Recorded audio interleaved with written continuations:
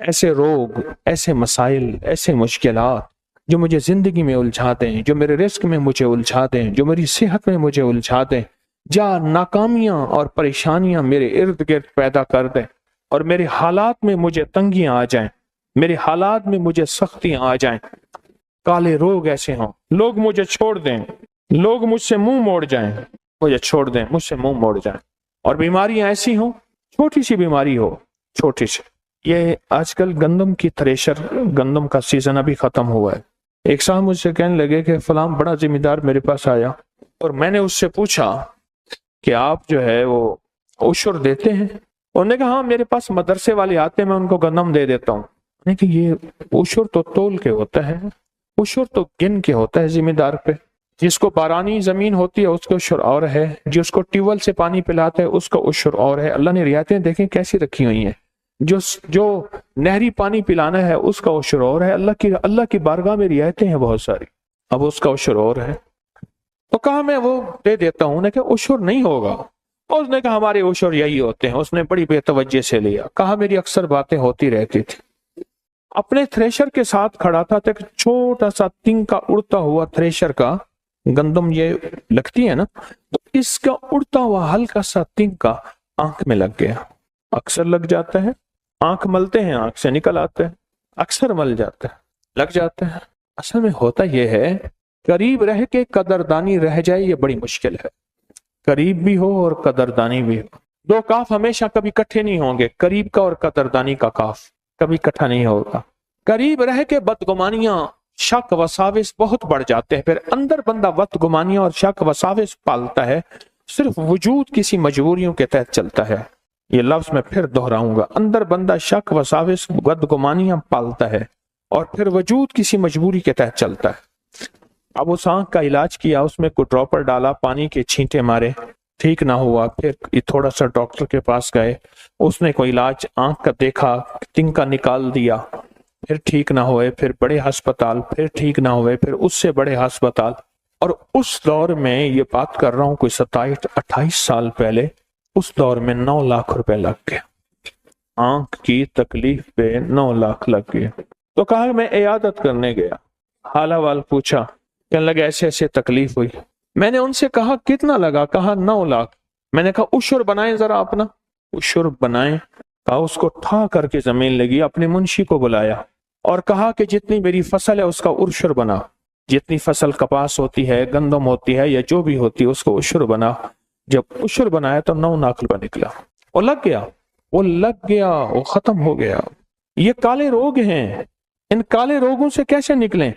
اس وقت ہوں گے جب دل کی دنیا میں روشنی آئے گی، دل کی دنیا میں نور آئے گا اور دل کی دنیا آباد اور شاد ہوگی۔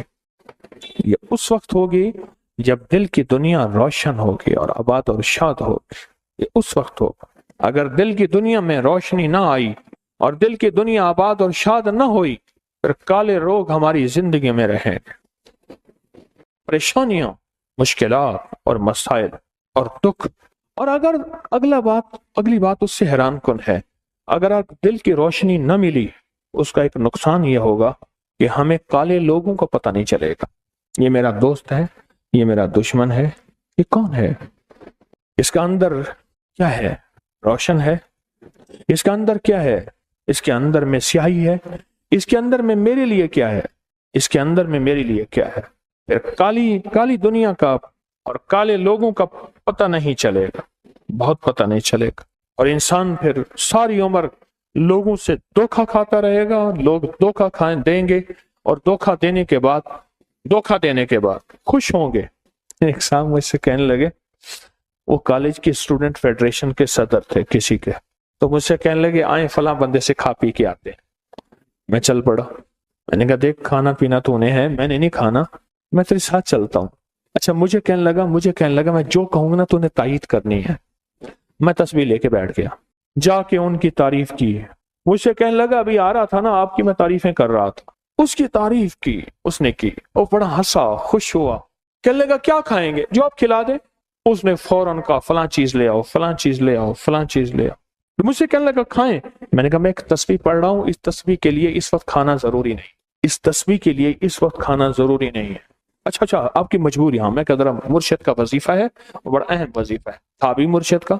उसने खाया पिया, खूब खाया पिया। मुझसे कहने लगा वापसी पे, मैं इसको इसी तरह फुद्दू बनाता हूँ, पागल बनाता हूँ, और ऐसे जो है इसको बंदर बनाता हूँ, ये ला उसका, और खा के मैं ऐसे करता हूँ और खा के आ जाता हूँ। जब हमारा दिल रोशन नहीं होगा, हम काली दुनिया के सफर से नहीं निकलेंगे, फिर काले लोगों को नहीं जानेंगे कि ये लोग मुझे बेवकूफ बना रहा है, ठग रहा है, नुकसान कर रहा है, मुझे परेशान कर रहा है, मेरी धोखा दे रहा है, मेरे साथ दगा कर रहा है, मेरे साथ क्या कर रहा है। हम तो सारे अंधेरे के सफर में, कब्र का अंधेरा, माँ के पेट का अंधेरा, और ये मौजूदा अंधेरा जिसको हमने उजाला कहा हुआ है। उजाला कहाँ है? तो सारा अंधेरा है। उजाला किसने कहा है उजाला है? तो सारा है ही अंधेरा। इस अंधेरे का सफर करते करते आखिरकार अंधेरी दुनिया में पहुंच गए और आंखें बंद हो गई, और हमेशा का अंधेरा हमारी जिंदगी का लिए मुकद्दर बन गया, हमेशा का अंधेरा। मेरी दरख्वास्त है कि इस सफर को सोचें, और अगर हम चाहते हैं कि काली दुनिया के मुसाफिर न बने, काले लोग अगर उनसे वास्ता पड़े तो उन्हें पहचान लें वो जिन्नात हैं या इंसान हैं, और काले रोग कि काली मुसीबतें हमारी जिंदगी में ना आए, अगर हम ये चाहते हैं तो हमें जिंदगी के सफर में फिर कुछ सोचना होगा। उसके लिए 2 लम्हे मजबूत करने हों, एक फजर का लम्हा और एक असर का लम्हा, बड़े मजबूत करने हों। ये 2 किनारे हैं, कश्ती फजर से चलेगी, असर तक पहुंचेगी। एक फजर का किनारा है, एक असर का किनारा है। ये 2 किनारे हैं हमारे पास, और यही 2 किनारे हमारी जिंदगी में। बैठा हुआ था तो दरिया नील के किनारे एक जगह, तो घर की 2 कश्तियां थी, एक मोटर से चलने वाली थी, एक चप्पू से चलने वाली थी। वो क्या करते थे, कश्ती में बैठते थे, दरिया नील के किनारे दूर जाके सामान ले आते थे। मैं देख रहा था बैठा, दूर कश्ती जा रही है, जा रही है, जा रही है, चप्पू से चला रहे हैं, फिर सामान लेके 2-3 घंटे के बाद फिर आए घर का सामान लेके। सामने ऊंटनी बंधी हुई है, वो है, एक गांव था छोटा सा, एक किनारा ये है, एक किनारा वो है। 2 किनारे संभाल लें और दोनों किनारों में जिंदगी लाजवाब बन जाए, जबरदस्त जिंदगी बन जाए, ऐसी कमाल जिंदगी होगी, कब्र भी ठंडी होगी। किताबों में यहां तक आता है कि कब्र वालों को अल्लाह इदराक देता है, एहसास देता है, इल्म देता है कि मेरा बेटा, मेरे खानदान में कोई शख्स गुनाहों में, बीमारियों में, तकलीफों में, मुसीबतों में, हालात में, बंदिशों में, नाकामियों में मुब्तला है। अल्लाह बाकायदा इल्म देता है, कब्र वालों को इल्म देता है, पता नहीं चलता, लेकिन कब्र वालों को एहसास अल्लाह इदराक देता है, और वो दुखियारे होते हैं, वो गम के मारे होते हैं, वो बेबस होते हैं, कुछ नहीं कर सकते।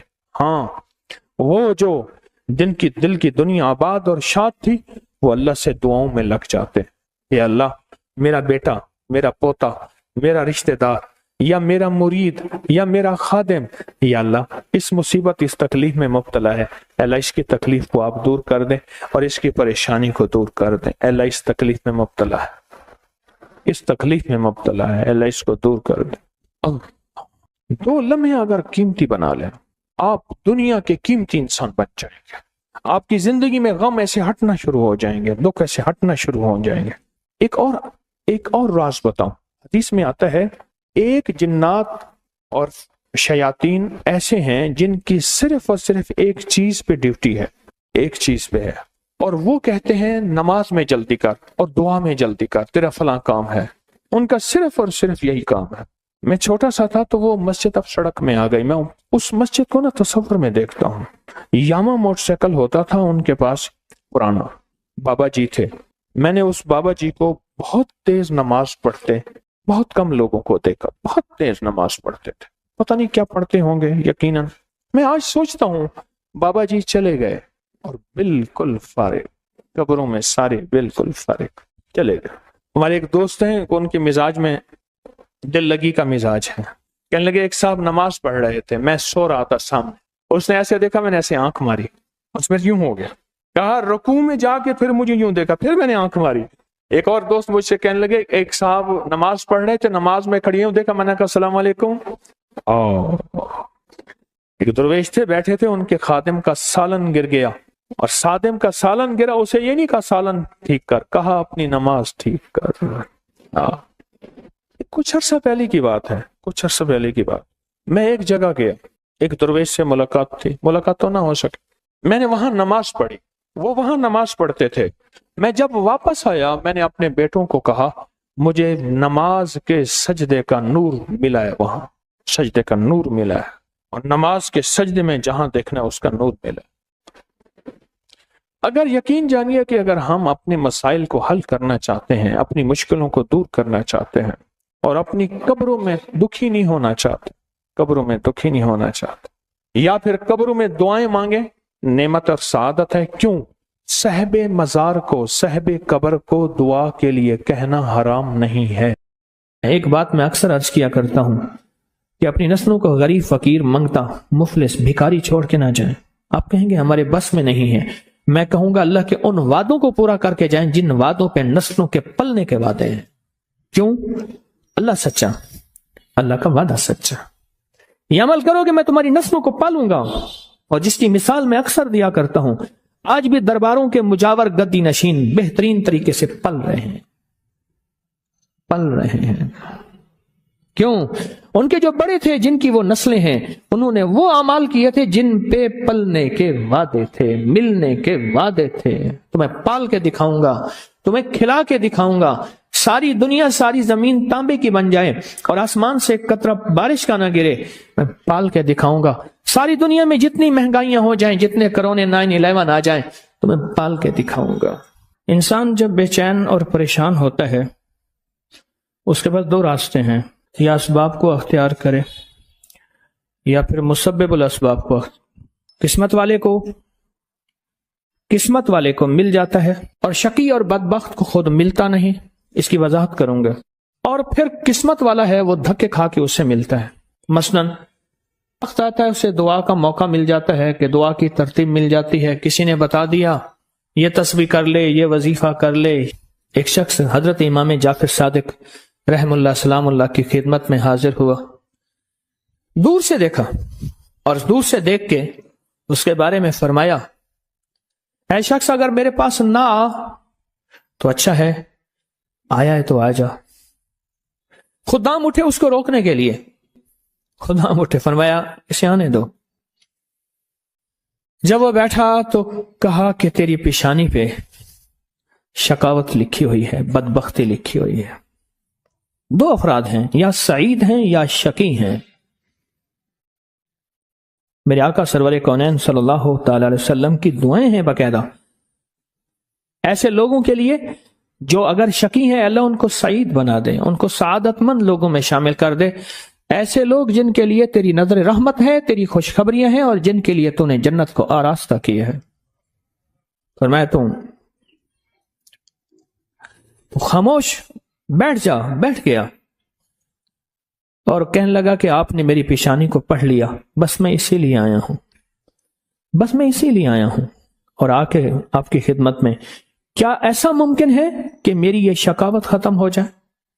درک شقاء قرآن میں ہے، حدیث میں ہے، وسوء القضاء وشماتۃ الاعداء جہد البلاء، اللہم انی اعوذ بک من جہد البلاء ودرک الشقاء وسوء القضاء وشماتۃ الاعداء۔ ممکن ہے؟ ہاں ممکن ہے۔ تو پوچھا کیسے؟ کہا اپنی دعا کے وقت کو بڑھا، اور دعا کی زاری کو بڑھا، اور دعا کی توجہ کو بڑھا، اور دعا کا غم اپنے اوپر طاری کر، مسلط کر۔ دعا کا غم، مسائل، قرضوں، بیماریوں اور تکلیفوں کا غم تو سنا، دعا کا غم کیا ہوتا ہے؟ دعا کا غم یہ ہے کہ آج کے دن میں نے اللہ جل شانہ سے کتنی دیر باتیں کی، اور اللہ سے کتنی دیر میں اللہ کو منانے میں لگے، اور کتنی دیر اللہ کے خزانوں سے لینے میں لگے۔ شہنشاہ اہل بیت، ان کا فرمان میں بتا رہا ہوں کہ دعا کا غم اپنے پر مسلط کر۔ کیا مجھے ایک دانا نے ایک بات بتائی تھی، بڑی پرانی۔ کہا جس کی ایک بیٹی ہوتی ہے اس کو دعا کا اہتمام زیادہ کرنا چاہیے، ایک وہ اور جو مالدار ہوتا ہے۔ اکثر مالدار فرد کہتا ہے بیٹی ہیں بیٹے ہیں، اور ذہن میں گھومتا ہے اس کے فلاں پراپرٹی، فلاں جائیداد، فلاں مال، فلاں چیز، فلاں یہ اس کا بہت ہے، اتنا ہے ان کے پاس کم ہی نہیں ہوگا۔ اور یہی انداز ہے اس کو کھا جاتے ہیں. دیکھیں اس کی نظر کثرت پہ گئی ہے، برکت پہ نہیں گئی. کتی کتنے بچے دیتی ہے اور بکری کتنے بچے دیتی ہے؟ آج تک میں نے سڑکوں کے کنارے کتے مرے دیکھے ہیں، بکری مری نہیں دیکھی. اور اگر کتے میں برکت ہوتی تو گلیوں اور سڑکوں اور بازاروں میں جتنے وہ بچے دیتے ہیں نا، اس کے ریوڑ ہوتے اور پھری ہوئی ہوتی. آپ پہاڑی علاقوں میں جائیں، میرا بارہا سفر ہوتا ہے، بعض اوقات گاڑی ایک طرف کرنی پڑتی ہے، بکریوں کے ریوڑ آتے ہیں. جب سردی اوپر پڑتی ہے وہ نیچے اترتے ہیں، جب نیچے گرمی پڑتی ہے پھر اوپر چڑھتے ہیں. ان چرواہوں کی زندگی یہی ہے. کتوں کے ریوڑ نہیں دیکھے. کتے میں کثرت ہے، بکری میں برکت ہے. مالدار باپ، مالدار بھائی، مالدار ماں، اس کی نظر مال پہ جاتی ہے، چیزوں پہ جاتی ہے.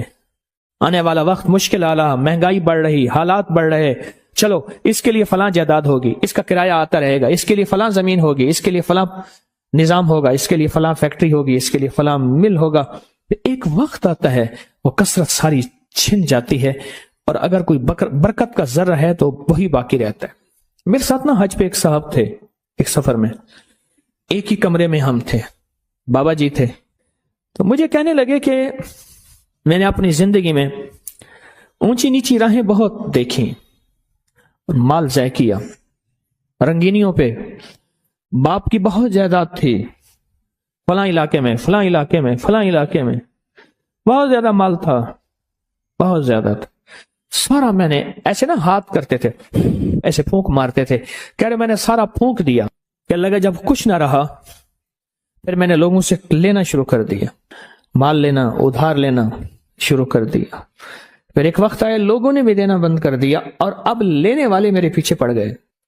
بیوی سارا کچھ دیکھتی رہی، دانا، زیرک، سمجھدار، نیک بیوی تھی، دیکھتی رہی سارا کچھ. ایک دم میرے حالات دیکھے تو مجھ سے کہنے لگے کتنے چلے ہو؟ کہنے لگا میں کراچی چلے آتے آندہ پہ ہاں. میرا ہاتھ پکڑ لیا تو خودکشی کرنے جا رہا ہے سمندر میں ایسے. ہاں. کہنے لگا میرے ابے نے مجھے ایک جائیداد دی تھی تھوڑی سی، اور ابے نے کہا تھا بیٹی یہ حصہ ہے تھوڑا سا پر ہے بڑا برکت والا، اس کی چابی پکڑ کے دے دی، یہ بیچ کے آپ اپنا گزارا کریں. بیچ کے نا، کیونکہ دانا جو ماں ہے اور دانا بیوی ہے وہ آنکھیں پڑھ لیتی ہے، جذبے پڑھ لیتی ہے، کیفیت پڑھ لیتی ہے، اٹھے قدم پڑھ لیتی ہے، وہ پڑھ لیتی ہے. کہنے لگے میں نے وہ چابی لی، گیا دیکھا، میں دیکھا تو ایک بندہ آ گیا. کہنے لگا باؤ جی یہ تو آج تک بند پڑا تھا، آپ کون ہیں؟ کہ میرا ہے، بیچو گے؟ قدرت کا نظام ہے، وہاں تک تھا محلہ، وہاں تک مارکیٹیں داخل ہو چکی تھی. میں لاہور اندرون شہر کی بات بتا رہا ہوں. مارکیٹیں گھومتی گھامتی وہاں پہنچ گئی تھی، اور وہ مارکیٹوں کے درمیان ایک مکان پڑا تھا. تو میں نے پوچھا کہ کتنا دو گے؟ کہا میرے گمان سے زیادہ. اس نے کہا اتنا دوں گا، جس میں میرے قرضے بھی اترنے تھے اور میں نے آگے بھی بڑھنا تھا. پر وہ رزق حلال کا وہ چھوٹا سا مکان کہا میں نے بیچا. بس اس نے بیچنے کے بعد میرے جذبے، میری سوچیں، میری کیفیت بدل گئی. 7 سالہ دور چرخ تھا ساغر کا ایک جام، نکلے جو میں کدے سے دنیا بدل گئے. نکلے جو میں کدے سے دنیا بدل گئے. اور کہا کہ بس اس پہ میں نے جو پھر کام شروع کیا، جو مجھے رب نے برکت دی، جو مجھے رب نے نوازا، اور مجھے رب نے جو عطا کیا، اتنا اتنا اتنا. آج بھی زندہ ہے وہ بابا جی. یہ حلال تھا اور اس میں برکت تھی، کثرت نہیں تھی، اور کثرت ختم ہو گئی تھی. برکت نے اپنا رنگ دکھایا اور برکت باقی رہ گئی. اگر ہم چاہتے ہیں کہ اپنے بخت اور نصیب اور پیشانی میں کچھ بھروا دیں، مقدر، بخت، نصیب، عزت، دولت، رزق، روحانیت، تو کچھ وقت دعاؤں کو دیں. محمود غزنوی سے کسی نے پوچھا بادشاہ بھی ہے. 1000 سال پہلے 1974 میں کابل میں زلزلہ آیا، اس کی قبر پھٹی. 1000 سال کے بعد محمود غزنوی ویسے کہ ویسے تھا. اس کا کفن بھی میلا نہیں ہوا تھا کہ بلیا اسی مرنا نہ ہے، بلیا اسی مرنا نہ ہی، گور پہ آ کوئی اور. اللہ کے عاشق زندہ ہوتے ہیں. تو کسی نے پوچھا محمود سے، محمود غزنوی رحمت اللہ تعالی علیہ سے، بادشاہ بھی ہیں، بادشاہ بھی ہیں اور اتنے اللہ کے ولی اور اتنے نیک. عجب بات بتاؤ. کہا جب بھی کوئی خطا کا وقت آتا ہے اور خطا کی گھڑی آتی ہے، ایسا وقت ہے کہ جس وقت میں، غور سے سنیے گا، بڑی کام کی بات ہے، شاید یہ بات میرے منہ سے پہلی دفعہ نکل رہی ہے، میرے ہزاروں درس پڑے ہیں نیٹ پہ. میں جب بھی کوئی خطا اور گناہ کی گھڑی آتی ہے اور اس پہ مجھے قدرت ہوتی ہے. کیا ہوتی ہے؟ قدرت ہوتی ہے. میرے سامنے میرے والد کی دعا آ کے کھڑی ہو جاتی ہے، میرے سامنے میرے والد کی دعا آ کے کھڑی ہو جاتی ہے، اور اس گناہ اور میرے درمیان میں وہ دعا ایک دم دیوار بن جاتی ہے، اور اللہ پاک مجھے عافیت اور عفت کہتے ہیں پاک دامنی کو، اللہ مجھے عافیت اور عفت عطا فرماتا ہے. دعا نسلوں میں جاتی ہے. اگر نسلوں میں نہ جاتی تو آپ کو کوئی بندہ آج تک یہ کہتا نہ ملتا اس بندے کے پیچھے کوئی دعا ہے، اس خاندان کے ساتھ کوئی دعا ہے، اسے کسی کی دعا ہے، اور آپ کو یہ بندہ کہتا نہ ملتا بس وہ دعائیں تھیں جو اس سے چلی گئیں، وہ دعائیں تھیں جو اس سے دور ہو گئیں. دعا، اور کبھی نہ سوچئے گا کہ میری دعائیں قبول نہیں ہوتی، کبھی نہ سوچئے گا. یا تو اس کا بدل ملتا ہے، اللہ کسی عذاب بلا سے اس کو ٹالتا ہے، یا پھر اللہ جل شانہ اس دعا کا بدل نسلوں میں دیتا ہے، یا پھر اللہ پاک کا نظام عجب ہے، اللہ اس کا بدل آخرت میں عطا کرتا ہے، آخرت میں عطا کرتا ہے. نسلوں میں چلتی ہیں. محمود غزنوی بادشاہ ہیں. اور ایک اور بات عرض کروں آپ کی خدمت میں، کوئی بھی ایسا وقت آئے جس وقت میں مجھے قدرت ہے کسی کے مال کو اپنا مال بنانے کی، یا کسی خطا گناہ پہ، یا کوئی آنکھوں کا، کوئی جذبوں کا، کوئی کانوں کا، کوئی ہاتھوں کا، کوئی بھی گناہ پہ مجھے قدرت ہے، طاقت ہے، میں کر سکتا ہوں، اور اچانک خیال آیا کہ اللہ دیکھ رہا ہے، محض اللہ کے خوف سے، کسی کیمرے کسی بندے کے نہیں، محض اللہ کے خوف سے بندہ ہٹ گیا، اور اس گھڑی کو یاد رکھ کے اللہ کو دے دیا کہ اللہ تو جانتا ہے میں نے محض تیرے لیے یہ کیا تھا.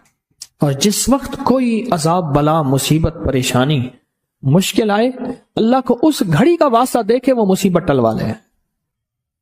حدیث میں آتا ہے، معتبر مستند حدیث ہے، 3 افراد سفر میں گئے، بارش طوفان، کسی غار میں گئے، بڑا پتھر آیا غار کے منہ کے اوپر، تینوں نے بہت کوشش کی، پتھر نہ ہل سکا. ہر بندے نے اپنی دعا مانگی. ایک نے والدہ کی، والدین کی خدمت کی دعا مانگی، ایک نے ایک مزدور کا پورا حق دینے کی دعا مانگی. اللہ اگر والدین کی وہ خدمت تیری بارگاہ میں قبول ہے تو پتھر ہٹا دے. تھوڑا سا ہٹ گیا، پر اتنا نہیں کہ انسان تینوں اس میں سے نکل سکے. دوسرے نے کہا کہ مولا ایک مزدور تھا، مزدوری چھوڑ کے چلا گیا، اس کی مزدوری سے بکریاں لی، پھر ایک دفعہ لینے آیا تو میں نے اس کو وہ ساری بکریاں دی، وہ حیران ہوا. سخیا کا اگر وہ نیکی تیری بارگاہ میں قبول ہے تو آج یہ پتھر ہٹا دے. تو پتھر تھوڑا سا ہٹ گیا، اتنا نہیں ہٹا کہ اس میں سے لوگ نکل سکے. کہ آخری نے دعا کی کہ اللہ میری ایک رشتے میں رشتہ دار تھی اور اس کو ضرورت تھی، اور اس کی میں نے کہا کہ میری چاہت پورا کر، اس نے مجبوراً، میں قریب میں گیا تو اللہ کے خوف سے ہٹ گیا. ایسا کیا کہ اگر وہ عمل تیری بارگاہ میں قبول ہے تو پتھر ہٹا. کہنے لگا پتھر ایک دم ہٹ گیا. گناہ نہ کر کے حضرت عباس رضی اللہ تعالیٰ عنہ، کسی نے پوچھا کہ ایک وہ شخص ہے جو نیکیاں کرتا ہے پر تھوڑا سا گناہ کر لیتا ہے، اور ایک وہ شخص ہے جو صرف نیکیاں کرتا ہے، آپ کو کون سا پسند ہے؟ فرمایا ایک وہ شخص ہے اگر اس سے خطا ہوتی ہے اور استغفار کرتا ہے اور توبہ کرتا ہے اور ندامت کرتا ہے، اللہ کو توبہ پسند ہے. کسی نے حضرت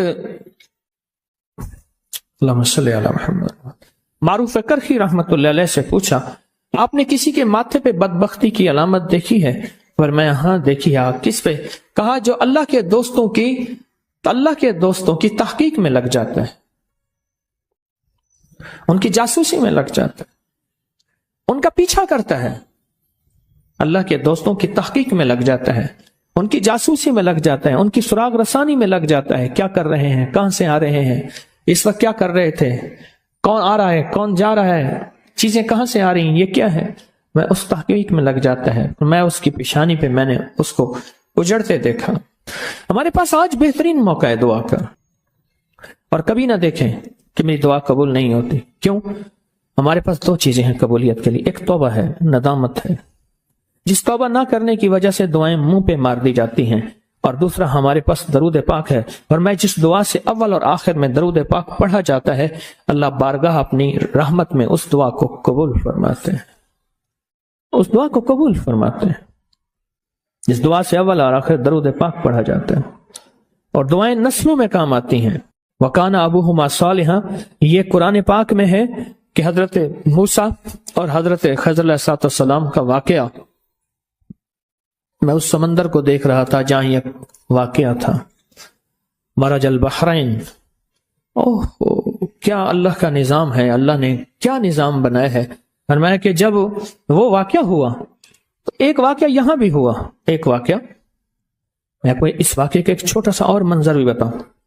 اللہ پاک نے فرمایا موسیٰ، ہمارا ایک بندہ ہے، اس کو ہم نے اپنے غیبی علوم عطا کیے ہیں۔